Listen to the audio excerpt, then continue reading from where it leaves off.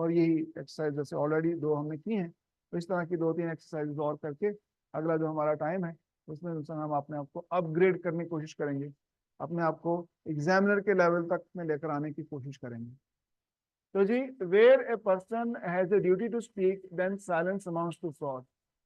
कहा यह गया है फ्रॉड से मुतलिक कि आमतौर पर खामोशी फ्रॉड नहीं होती, लेकिन जहां पर एक शख्स की जिम्मेदारी हो कि वो बताए कि ये शेरनी कुत्ता है, तो फिर जनाब उसको बताना पड़ता है कि जी हर शेर नजर आने वाला वो शेर नहीं होता, वो समझिए आप।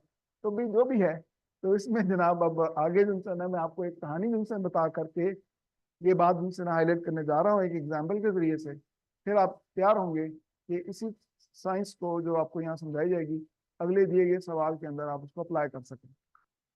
कहानी ये है कि Gujjar the seller offer to sell his buffalo to Bashira the buyer on 1st of March 2022. Gujjar told Bashira that his buffalo yield 16 litre milk per day. तो गुज्जर है जी जनाब, वो अपनी जिनसे भैंस उनसे बेच रहा बशीरे को, और 1 मार्च को उसने जनाब अपनी ये भैंस उनसे ना गुज्जर ने दिखाई है बशीरे को, और अपनी भैंस से मुताबिक उसने बताया कि ये 16 लीटर रोजाना दूध देती है।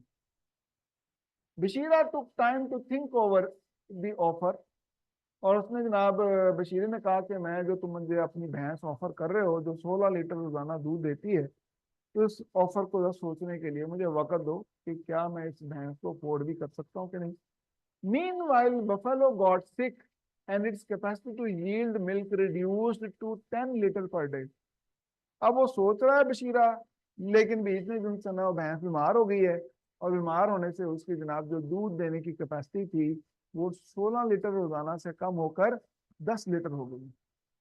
On 1st of April 2022, Bashira decided to purchase buffalo from Gujar on the belief that it yields 16 litre milk a day. अब जनाब ये जो बशीरा था इसने गुज्जर से भैंस खरीदने का जिसका फैसला कर लिया है, और कब किया है, महीने बाद। तो उसके जहन में यही है कि ये भैंस जो 16 लीटर दूध देती है, लेकिन फिर क्या हुआ, Gujjar sold the buffalo to Bashira and never told him about the sickness of buffalo which reduced its capacity। तो गुज्जर ने जनाब भैंस तो बेच दी बशीरे को, लेकिन उसने बशीरे को ये नहीं बताया कि जी भैंस अब जिनसे ना 10 लीटर रोजाना दूध दे रही है, अब ये 16 लीटर रोजाना दूध नहीं देती। Hence, sorry, here silence of Gujar about reduced capacity of buffalo amounts to speech and contract becomes voidable।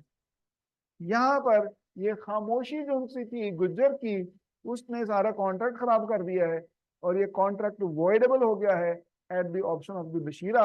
ये जो उसकी खामोशी की वजह से ये फ्रॉड हो गया, और ये जनाब कल को बशीरा जिनसा है ये जनाब चाहे तो कॉन्ट्रैक्ट को वॉइड भी कर सकता है, वैलिड भी रहने दे सकता है, ये उसकी मर्जी। तो कोई बात समझ आ गई ना, साइलेंस कैसे फ्रॉड हो जाती है ये अंदाजा हो गया आपको। अब बच्चों इससे मुतालिक एक सवाल है आपसे, उसका जवाब दीजिए। Aksa wanted to be in a relationship with Salim, who is a divorcee. She asked him as if he is married. To this, Salim replied that he is not.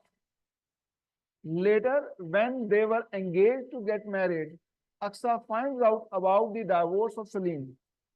According to contract Act 1872, how does this information affect the engagement of Aksa and Salim?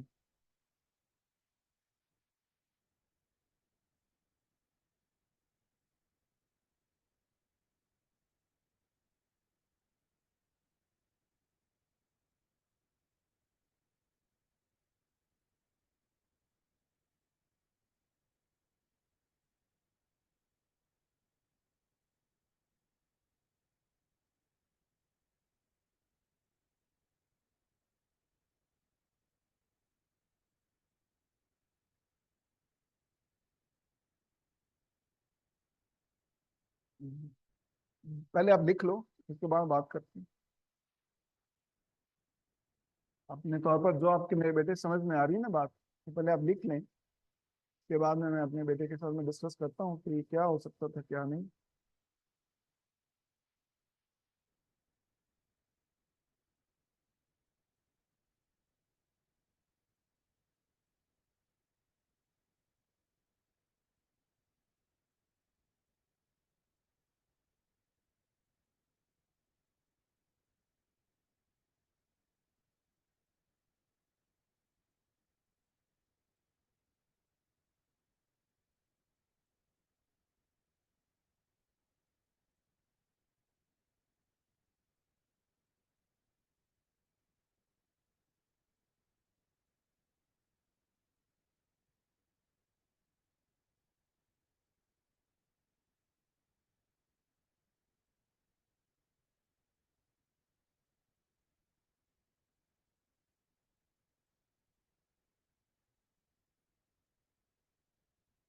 Time is up, लेकिन फिर भी आपने पूरा कर लेना है जवाब। जी मेरे बेटे ने कर लिया जवाब। जी मेरा बेटा बताइए। नहीं लिखा।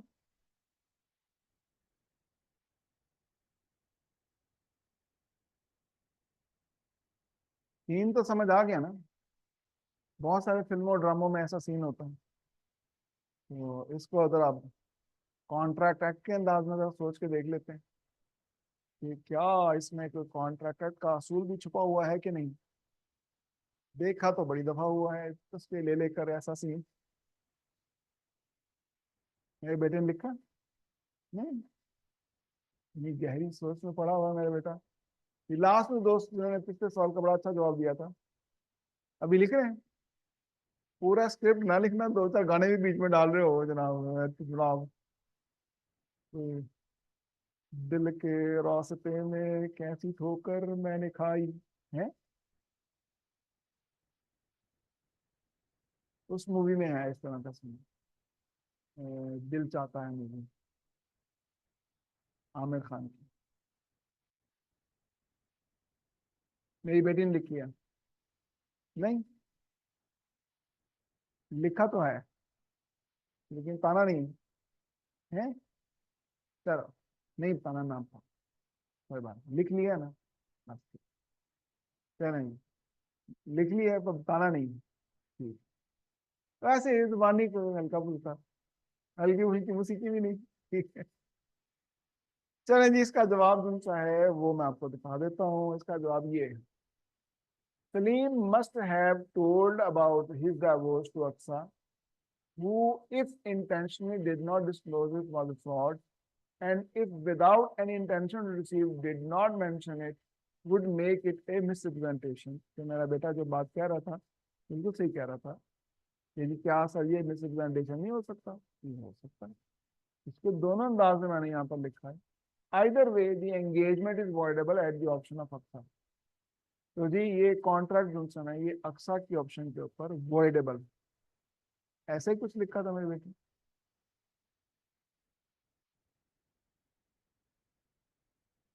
नहीं, वॉइडेबल है मेरी बेटी। वॉइडेबल अक्सा के ऊपर है ना, वो चाहे तो इसको वैलिड रहने दे, चाहे इसको वॉइड कर दे। नहीं मेरी बेटी देखिए, वॉइडेबल जो ना एक डिफरेंट कैटेगरी होती है, और वॉइड होना मुकम्मल सिर्फ वॉइड ही हो वो एक अलहदा कैटेगरी है। जो वॉइड वाली कैटेगरी होती है ना मेरी बेटी, वो वैलिड नहीं हो सकती। लेकिन जो वॉइडेबल होती है ना उस कैटेगरी, वो चाहे तो वैलिड रहने दे, चाहे तो वॉइड कर दे। ये इसलिए दोनों में बहुत बड़ा ये फर्क होता है मेरा बेटा। तो आपका जो स्ट्रेट फॉरवर्ड सवाल, क्या सर ये वॉइड नहीं है, ये वॉइड नहीं है, ये वॉइडेबल है। ठीक है मेरा बेटा, वॉइडेबल है at the option of Aqsa. Aqsa चाहे तो उसको वैलिड रहने दे सकती है, चाहे इसको वॉइड कर सकती है। मतलब वो ऐसा, इसको मैं अगर अमित मसाले से हाईलाइट कर देता हूँ ना, वो क्या है कि जी शुरू में जो सा ना अक्सा के साथ में जो सा ना बातचीत शुरू हुई है, तो उसने पूछा कि भी क्या आप शादीशुदा हैं। तो उसने कहा नहीं। एक्चुअली उसने झूठ नहीं बोला, उसने झूठ नहीं बोला, लेकिन मामला थोड़ा सा सीरियस हो गया है। अब जब मामला सीरियस हो गया और ब्याह शादी की तरफ जा रहा है, there is certain information which should be told to the other party, कि जो अपना वो फैसला करने से पहले उस इंफॉर्मेशन के मुताबिक ध्यान में रखकर जो ना आगे सोचे कि जी ये बंदा जो है डाइवोर्सी है। डाइवोर्सी होने के बारे में तो उसने बताया नहीं। और कोई भी अगर शादी ब्याह का मामला हो तो डाइवोर्स एक शख्स की पहले हो चुकी हुई है, ये बड़ी अहम मालूमात होती है जिसके बारे में डिस्क्लोज करना जरूरी होता है। अब वो सोच रहा था कि कोई सही मुनासिब वक्त आएगा मैं बता दूंगा। कई फिल्मों ड्रामों में ऐसे सीन होते हैं कि जी एक्चुअली मैं आपको कुछ ना कहना चाहता हूँ, फिर नाल ही कोई आ जाता, अच्छा चलो बाद में बात करेंगे। तो फिर जनाब वो सीन लटकता जाता है, वो बताने वाली बात बताई नहीं जाती, तो फौरन क्या होता है वो एक्स आ जाती है, टून टनाना जूम जूम। इस तरह के ना बड़े सीन जना ड्रामाई, और जो इंडियन फिल्मों में तो, वो ड्रामों में तो खास तौर पर ऐसे कैमरे जूम जूम कर करके दूसरा दिखाते हैं। तो वो सीन बन गया। अब वो अक्सा को अपने तौर पर पहले से पता चल गया कि हाँ है ये तुम इसकी पहली बीवी। जी हाँ, डाइवोर्स दे चुका हुआ है, लेकिन मैं इसकी पहली बीवी। अब जब उसको पता चल गया है तो ये कहता है मैं तो आपको बताने वाला था, I was very serious about this, लेकिन ये आपको मौका ही नहीं मिला कि बता सकूं।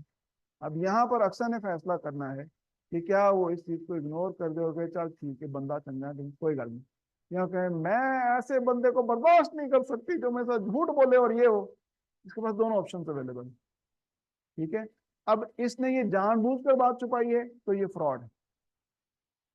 इस सीन के अंदर एक्चुअली इसने इंटेंशनली ये बात छुपाई है, इसके बारे में नहीं लिखा हुआ। तो लिहाजा वो जैसे बेटे ने जनाब कहा कि सर क्या ये मिसरिप्रेजेंटेशन नहीं हो सकता, ऑफ कोर्स वाजे क्लियर नहीं लिखा गया कि ये उसने जानबूझकर ये बात छुपाई, इंटेंशन को इस कहानी के अंदर हाईलाइट नहीं किया गया। तो वो हम मार्जिनली इसको फ्रॉड या मिसरिप्रेजेंटेशन दोनों तरह से इसको आंसर कर सकते हैं, लेकिन नतीजा एक ही है जो कि कंक्लूजन निकालना है आपने।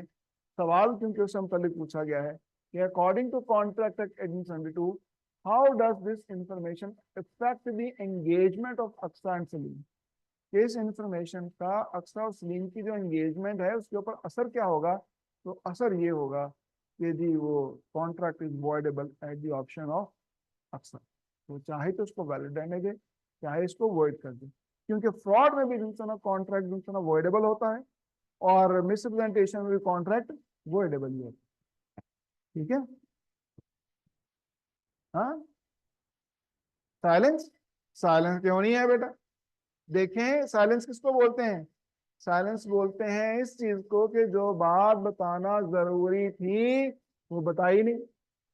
साइलेंस ही होगी ना कि उसने पूछा कि आर यू मैरिड, उसने कहा नो आई एम नॉट, नाल ही दसदा actually I was once married, तो now at the moment I am not, फिर गल खुल के आ जाती। लेकिन उसने अपनी पहली मैरिज से मुतालिक नहीं बताया, that is where silence is. Silence का ये नहीं मतलब पाइन टाइम क्यों है, खामोशी, पाइन दस दो टाइम क्यों है, सिर्फ उसी को खामोशी नहीं बोलते हैं। खामोशी के और भी कई अंदाज हो सकते हैं जिसमें कि जनाब कहीं पर साइलेंस अमाउंट्स टू स्पीच भी हो जाती है, जो कि इस तरह का सीन है। ठीक है मेरे बेटे। लो बच्चों टाइम तो थोड़ा रह गया, लेकिन मैं आपको जो ना एक जनाब को निगोशिएबल इंस्ट्रूमेंट के अंदर से जो ना एक सवाल जो है ना वो पूछ लेता हूँ। निगोशिएबल इंस्ट्रूमेंट के बारे में थोड़ा सा पहले आपको